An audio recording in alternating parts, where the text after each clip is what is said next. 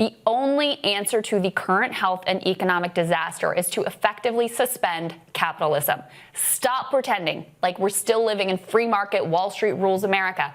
We're not. And the best way to deal with this is to explicitly suspend those rules of capitalism and all the BS mythology that comes with it. Suspend all debt collection, foreclosures, evictions, credit report hits, all of it. The fairy tale about how we can pay it back if only we're good little boys and girls, that has been completely demolished. The healthcare system and other critical industries should be nationalized. We can't wait around hoping the free market will get its act together on gowns and masks and ventilators and other absolutely essential supplies. Hospitals are going to go bankrupt if the government doesn't effectively take them over.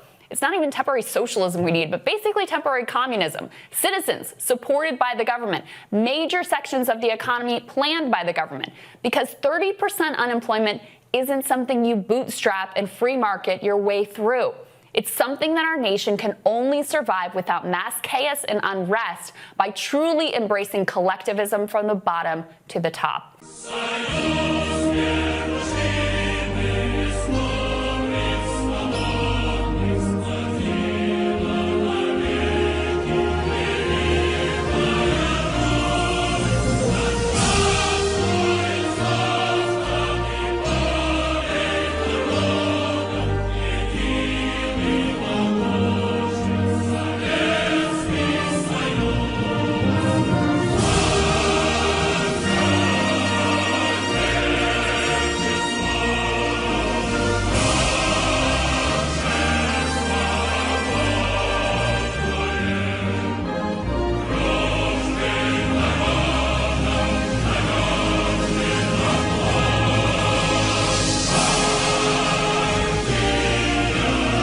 You know, I have good news for you, Margaret, because there is a solution using available technology today to fix the economic part of this problem.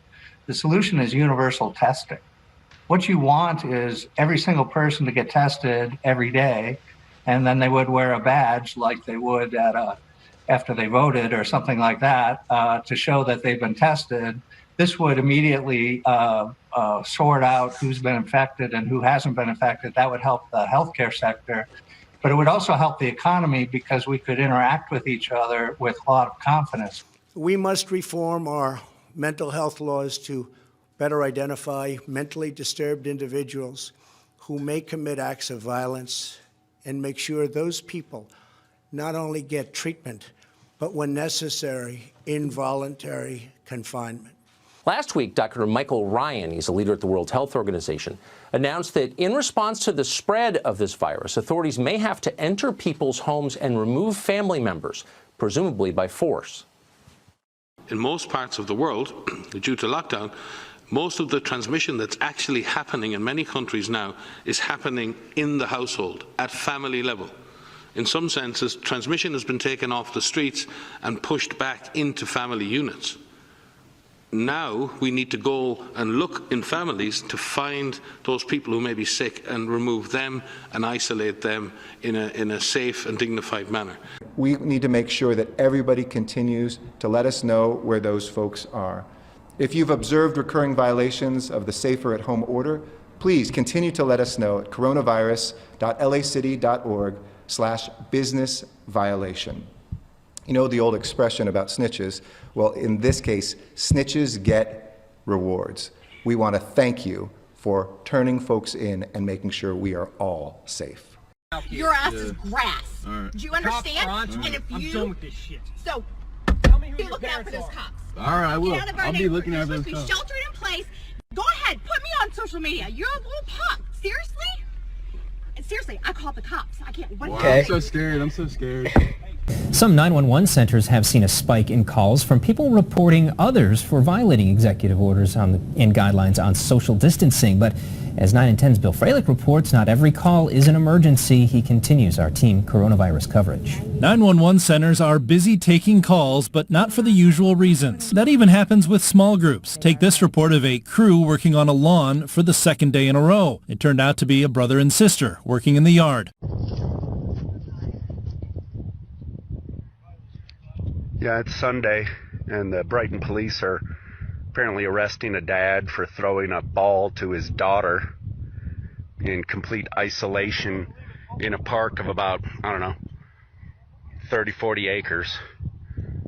But apparently that is not allowed by Brighton. According to our police, he's not allowed to do it. Meanwhile, face coverings while out in public are now mandatory in Riverside County, and residents who don't comply could face a hefty fine. CBS 2's Candace Crone reports from Riverside with more on the new order. The county is really stepping up its efforts to slow the spread of the coronavirus by fining people who leave their home without wearing a mask. And the fine for violating the order is $1,000 per day per violation. With nice weather and some good surf, many people left their house today to go to the beach. Here's what Sandy Beach Park looked like earlier this afternoon. Now, beach parks across the state remain closed, and while you can conduct ocean activities in the ocean and work out on a beach if you'd like, things like sunbathing can get you in trouble. And as Nikki Schenfeld finds out, some police officers aren't giving out warnings anymore. Some people are still confused about what is and what is not allowed at the beach. People are still coming out to enjoy it, and those that are having to pay a hefty price. More and more people are now getting cited for hanging out at the beach. On Maui, officers issuing citations to people laying out at Napili Bay. MPD also sharing this photo of officers getting ready to let beachgoers know they have to go. Police statewide said they spent the last week warning people of the new rules. Once your feet touch the sand, you must be exercising, walking or running, or walking towards the ocean for an ocean activity like surfing. What's not allowed is sunbathing, setting up a towel, chair, or umbrella, reading a book, or sitting on the beach. But this was Lanikai today, and some residents say they are fed up. It's being ignored over here. All of us are staying, the most we do is walk or swim or canoe paddle or fish, and they're not doing the 6 feet separation. I think they're being very selfish, and they're putting all of our lives at stake. KPD tells me they issued 3 citations on Friday to people who were sunbathing and hanging out at the beach. Fines for violating the stay-at-home order are up to $5,000 or 1 year in jail. Anyone cited for violating the stay-at-home order will also have to appear in court and explain to a judge their reasoning for being out during an emergency proclamation. California is granting early release to 3,500 inmates in an effort to reduce crowding. Fines for violating the stay-at-home order are up to $5,000 or 1 year in jail. California is granting early release to 3,500 inmates in an effort to reduce crowding. Fines for violating the stay-at-home order are up to $5,000 or 1 year in jail. Despite a safer at-home order, this live-stream video of a Tampa, Florida church service has ignited outrage, showing a crowded sanctuary. The church saying they should be considered an essential service. People have gone totally crazy. As the president said, he wants to get everybody back worshiping God come Easter Sunday. That needs to happen. President Trump has now changed that timeline, and that pastor now arrested for failing to follow the stay-at-home order in his county. His reckless disregard for human life put hundreds of people in his congregation at risk, and thousands of residents who may interact with them this week in danger. And in Louisiana, despite a ban on large gatherings and a warning from the governor about their coronavirus cases quickly rising, hundreds of parishioners came to a church outside Baton Rouge, angering neighbors. Y'all need to shut that church down! Also, this street parade was held Saturday in New Orleans. The mayor telling CNN overnight it won't happen again. Our musician community, our cultural bearers have stepped up and said, hey, no more in the city of New Orleans. This is very serious here, and our people are dying. Pro-life advocates are fighting back after being cited by police for prayerfully gathering outside abortion mills in Michigan and North Carolina, saying shelter-in-place laws don't apply to them. 3 men who were praying outside the Scottsdale Women's Center last week in Detroit were given a citation by police and told they were violating the governor's stay-at-home order. Today I'm issuing a stay home, stay safe executive order. Now they're suing Michigan's pro-abortion governor Gretchen Whitmer and the city of Detroit, challenging the constitutionality of the governor's shelter-in-place order, criminalizing the free speech activity of peaceful pro-life protesters. Pro-lifers in North Carolina are suing in federal court against Greensboro Mayor Nancy Vaughn when 4 were arrested last week, with police claiming they were in violation of state and county stay-at-home orders as well. Here in southern New England, some residents are concerned about people